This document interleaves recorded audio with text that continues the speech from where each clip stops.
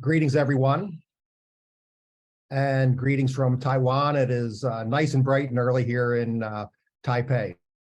I am Jim Hake. I'm the founder and CEO of Spirit of America, and we're going to be talking about what Spirit of America has been working on here in Taiwan over the course of the last year. I'm joined by two of my colleagues, who you'll hear from in just a moment, Joshua Brandon and Dylan Levy. And they'll be filling in on a lot of the details of what we've been doing and why we've been doing it, most importantly. For background, Spirit of America is a privately funded citizen service organization, a 501c3 nonprofit.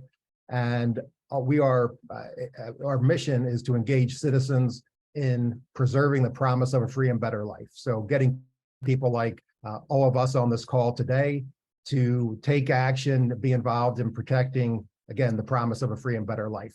We do that by working alongside U.S. troops and diplomats all over the world to provide private assistance in support of their missions. We essentially fill the gaps between what is needed and what government can do. And we do that by bringing the entrepreneurial power and speed and initiative of the private sector and citizens like all of us. We are active right now in over 12 countries. As many of you know, Ukraine has been a major focus of ours this year. And we've been active in Ukraine since 2014 rather. And but we've been working in other countries from Serbia and Moldova in Europe, Mongolia, Mozambique, Niger, Iraqi Kurdistan, Tajikistan. So our team, in addition to the activities in Ukraine, we like to say we're not letting any daisies grow under our feet in the world today. And the kind of assistance that we provide is more needed than ever. Taiwan has been a major focus of ours, albeit more quietly than what we're doing in Ukraine for the last year, and led by Joshua Brandon. So our overall goal and objective with Taiwan is to help the Taiwanese protect their freedom and democracy. They're in a particularly important and challenging part of the world today, and we're doing what we can to help them, again, preserve their own promise of a free and better life. The basic idea of what we're working on, and Josh will tell you about in just a moment, is to build and support a network of citizens and civil society organizations that are trained and equipped to respond to a crisis of any sort. And it's that kind of societal resilience, citizen participation in protecting Taiwan's freedom and democracy that we're focused on. And with that, I will turn it over to Joshua Brandon, our Regional Director for Asia Pacific. So JB, over to you. Hey, thanks, Jim, and good morning, everybody. So, a little over a year ago, we started working in Taiwan in earnest. And really, the initial gap we saw, a place where we could really make an impact, was civil participation in Taiwan's resiliency. And what does that really mean? We were really thinking about, how can we leverage the people of Taiwan to really make a difference in responding to a natural or a man-made disaster. We began working with a small NGO founded by Enoch Wu called Forward Alliance. They're an NGO that often reminds me of Spirit of America in the early days, and that it's a small, highly motivated team of inspired people really working to leverage the strength of their society, to the benefit of their country. The program originally began with training civilians in basic trauma medical care. And this could be, stop the bleed, how to assess the casualty, really basic skills like that. And I'll mention that what it doesn't include is, how to use an AED or do the Heimlich maneuver. These are very, crisis-related medical skills. What we saw was that not only was there a high demand for this, and to be honest with you, we can't run enough classes at this point to train people that are willing to step up, say I can help, and whether that's for their community or for their country or for the family or for themselves. But we also noticed there was a demand for more, and there was a space for us to do more. So, similar to what Jim said, we determined we can make an enduring impact in empowering civilians through training, organizing, equipment to augment the Taiwanese first responders and military to respond in a crisis. Taiwan's got a rich history of civil society organizations, much like the United States, and they have a powerful and very motivated populace that and we really wanted to try to connect the two. One is one, but two is much better in this case. To date, we've conducted over 97 classes and trained over 2,275 people in a series of classes consisting of the basic trauma medical courses that I described before.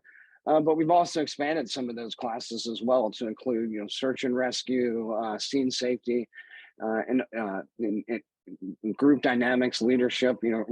Really trying to create a comprehensive package of crisis response skills for these individual civilians.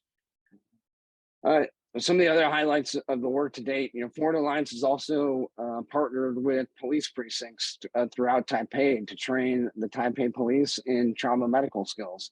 And, Spirit of America complemented these with medical kits donated right to the police and are on the streets as we speak. And so it's not just focusing on these civilians, it's also working with this talented group of first responders across Taipei. Not just to train, but to connect them as well. I'm happy to say that later today, we're signing an MOU with between Foreign Alliance, Spirit of America, and the National Fire Agency, really to expand our collective ability to work together, to innovate, and support existing and create new solutions in crisis response. I think some of the highlights of this MOU and what we'll be looking going into the next year is creating a civilian emergency response team pilot program, and it's based off of FEMA's civilian emergency response team training program, but we'll say with Taiwanese characteristics, basic crisis response and medical skills, but highly tailored to the local environment and the local needs here. And that'll be in conjunction with the National Fire Agency. And again, the point there is not just to create and organize and equip these teams to operate, but to connect them to fire stations, to police precincts, because government can't do it alone. In a crisis, I think it's under 1% of the population are actually trained first responders. In a major crisis, they can't do it all. But you have this, this massive resource motivated people in civil society organizations that we can leverage to really leverage and empower to really back up the brave first responders and in cases the military as well.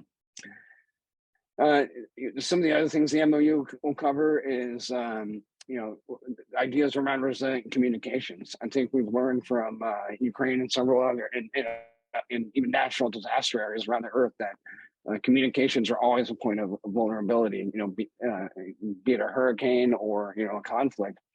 And so really working with not just the government, but civilians on it. How do you keep communicating? How do they keep communicating with each other? How do they keep communicating with the outside world? And I'd say lastly, one of the things we're most excited about as well is really laying the framework for, in the event of a crisis, how can we leverage Spirit of America's ability to bring in the support of the American people into Taiwan in the event of a crisis. Because again, here at Spirit of America, we believe that the people of Taiwan have no better friend than the United States. Lastly, I would say, just on a personal note, this has been some of the most rewarding and challenging work of my career. Really coming down and it's an incredibly challenging problem set. It's a fast-moving environment, as you've all seen, as you've watched the news.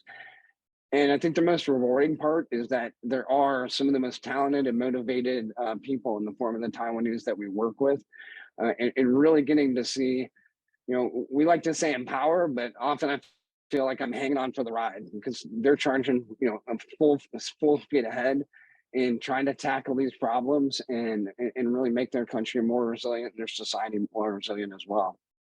So over to you, Dylan. Hang on a second before you go, Dylan. Just a couple of housekeeping notes. We encourage your questions. If you have a question you'd like to throw in, please use the Q&A button on at the bottom of your Zoom toolbar. and we'll do our best to get to them. And the other thing I wanted to do was say thank you. I know there are a lot of members of our advisory board, board of directors, and supporters and friends of Spirit of America on the call today. So thanks very much for making time to speak with us and hear what we're doing here in Taiwan. So over to Dylan Levy. Dylan is one of our Asia Pacific program managers and has been very active in working with Joshua Brandon here in Taiwan. So Dylan, over to you. Thanks, Jim. Yeah, so as JB mentioned, we're developing a more extensive civilian crisis response program. And to reiterate, we're already running some basic level medical focused classes. We've spoken to many trainees who have attended various sessions of our crisis response training program here in Taiwan.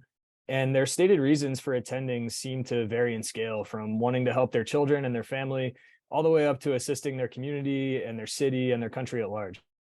When I talk to our volunteer instructors, who are all medical professionals, primarily paramedics, but also EMTs and firefighters, they highlight their desire to build capacity and really confidence within the Taiwanese population. They feel very confident that what they're doing will help protect Taiwan people or Taiwanese people in the event of crisis. While demographically, the collective group of trainees and volunteer instructors varies widely, at the end of the day, they're all mothers and fathers and daughters and sons.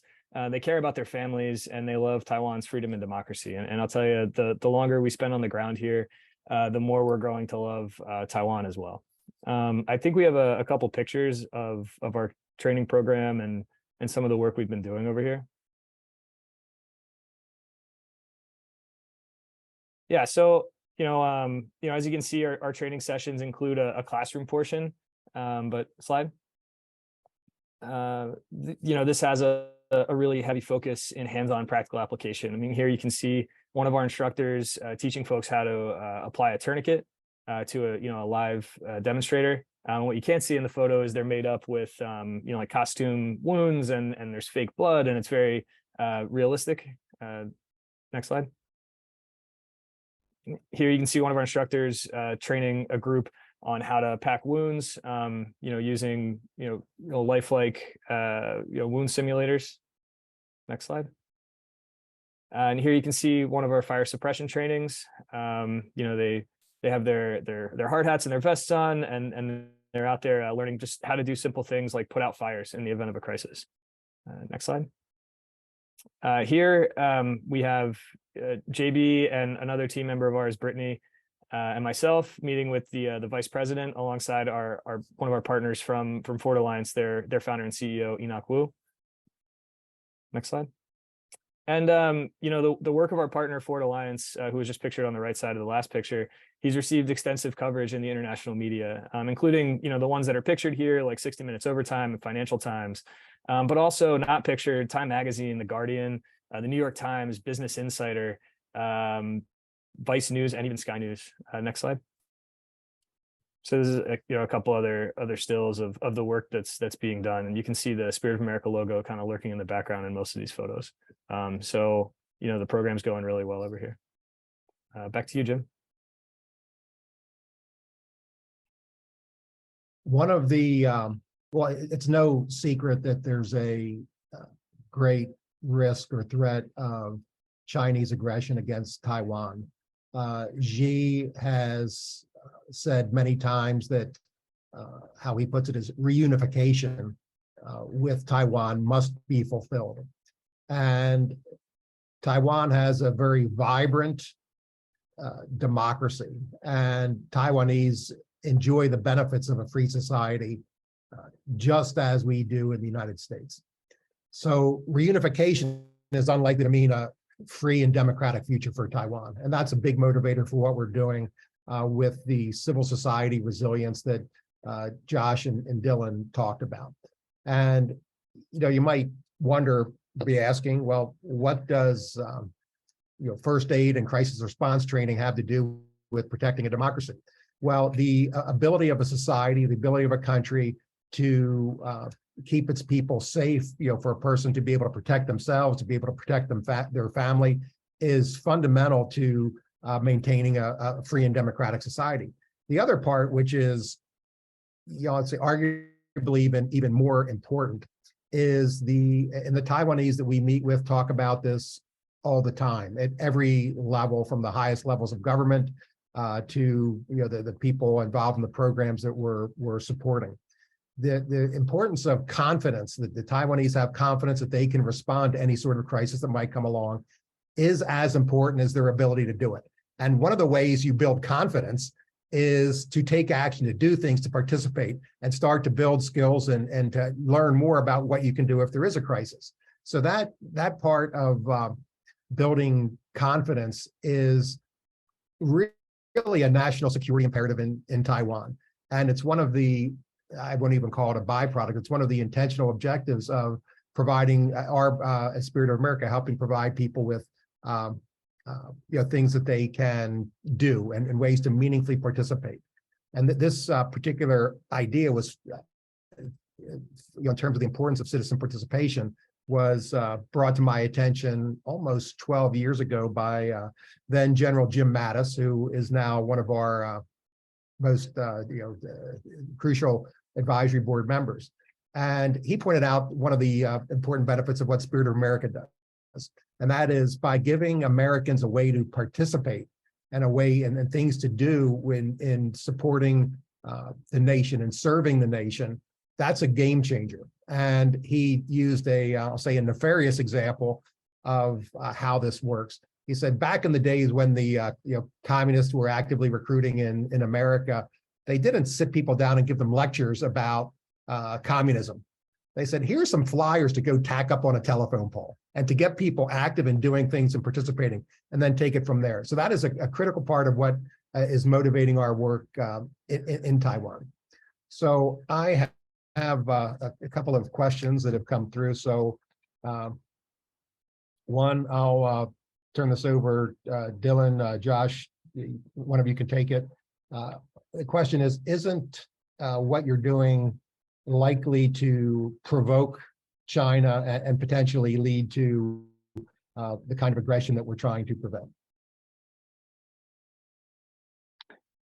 Jim, that's a great question. And I'm going to say no, because what we're doing is strengthening Taiwanese civilians. And I think it goes back to what you said about confidence.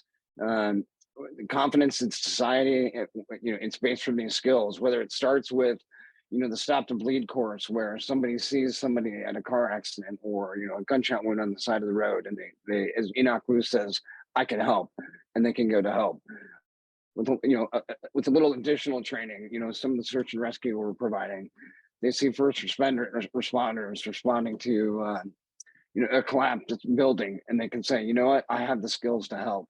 They're organized into a team, and at the community level, they can now stand in and say, my community needs help right now in this crisis. I can help. And so, like you said, that builds the confidence. But one of the other factors that we try to push is communicating what we're doing domestically and abroad. And really, it's not just communicating that confidence to the Taiwanese people, but it's communicating that confidence to the world, and say that Taiwan is here, Taiwan is strong, and Taiwan can help itself. So I don't think that's provoking. Really, I think it goes back to the confidence of what you're talking about. It presents a strong and confident Taiwan that can protect its democracy and protect its freedom. And I'll add a couple of thoughts to that. No one wants war. And, many of our team have seen the consequences of that firsthand in their own careers in their military service. And many of us have seen that firsthand in Ukraine since February 24th. No one wants that. And no one in Taiwan wants that, for sure. One of the best ways to avoid it is to be prepared so that it deters that kind of aggression. Typically, those who are the aggressor are more likely to act if there's weakness than if there's strength. So, for example, one of the dimensions of what we're working on in Taiwan is, with a focus on citizens and civil society, is to ensure there's a communications capability so Taiwanese can communicate with the outside world no matter what happens. And we know that, we assume rather, that a major part of aggression against Taiwan would be denying Taiwan the ability to communicate with the outside world. So by ensuring they have that ability, the communications equipment and so forth, that can serve as a deterrent.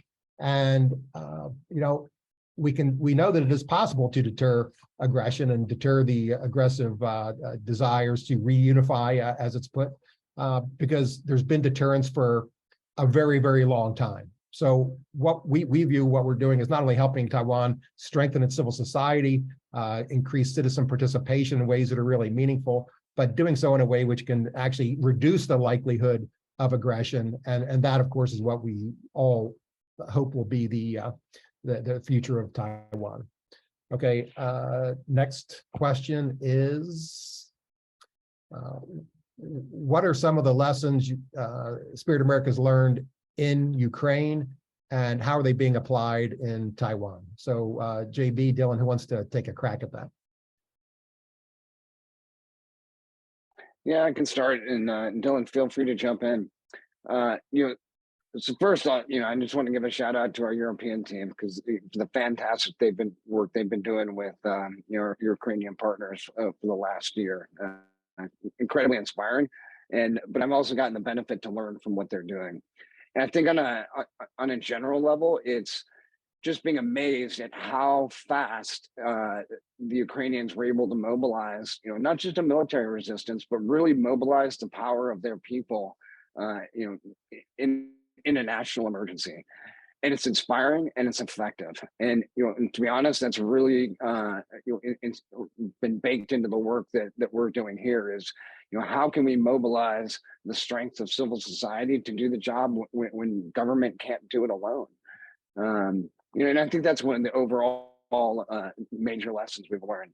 And Jim said that there's other smaller or more tactical or specific level lessons learned, ranging from comms, a lot of the, much like our wars in Iraq and Afghanistan, advanced medical care, same thing is happening in Ukraine. And so we're learning new lessons every day that can be applied to, how we respond medically here.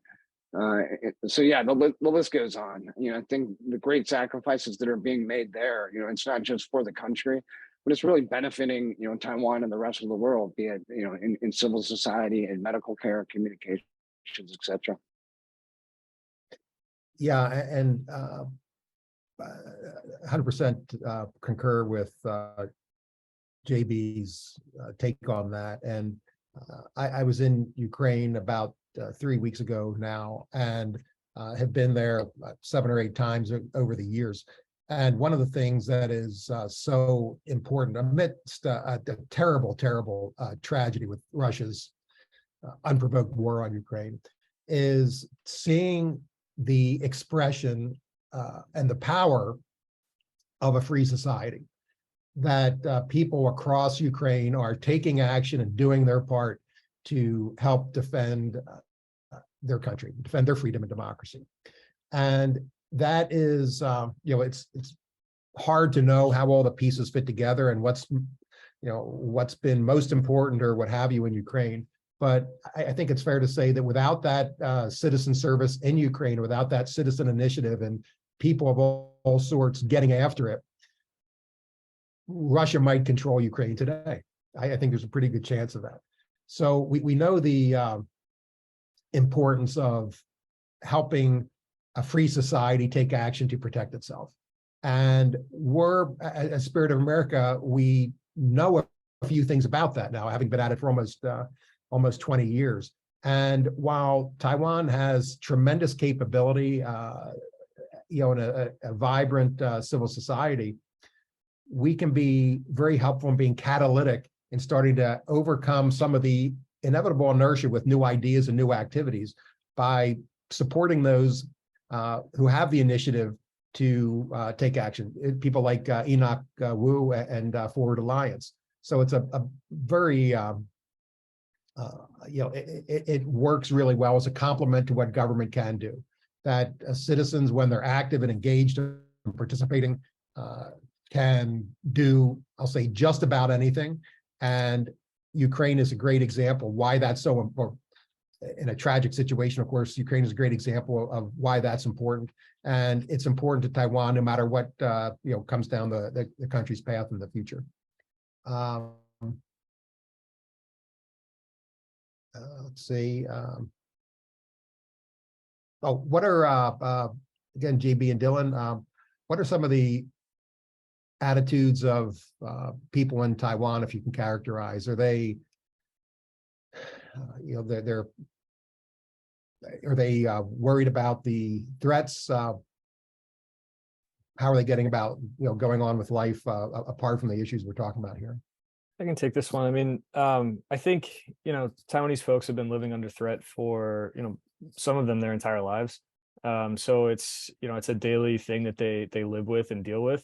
But I think folks are confident that Taiwan is strong, and Taiwanese individuals are strong, and that together they can really protect themselves. It's not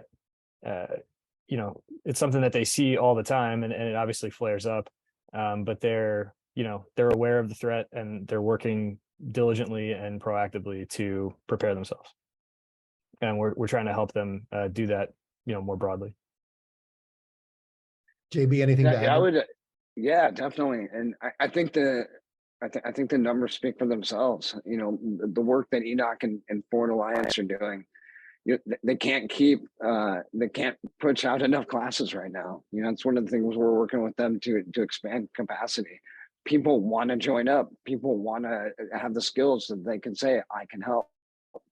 In a few short months, and I'll mind you that this is during COVID as well. The last vestiges of COVID in Taiwan.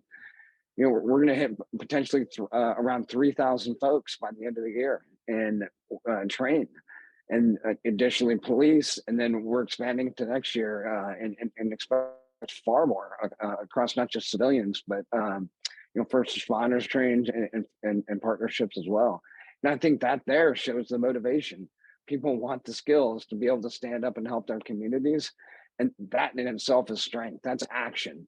They're not just talking, they're taking action to make their community and their society more resilient. And I think that speaks for itself. Yeah. One of the things that I won't address that particular question, but one of the things that has made a great impression on me is the friendliness and openness of the Taiwanese. And it greatly exceeded my expectation. Josh Brandon, before I got over here on this particular trip, said, "You're going to see Taiwan is magic." And, it really is a special place. And one of the principal reasons why we're here as Spirit of America is they share the values that America represents.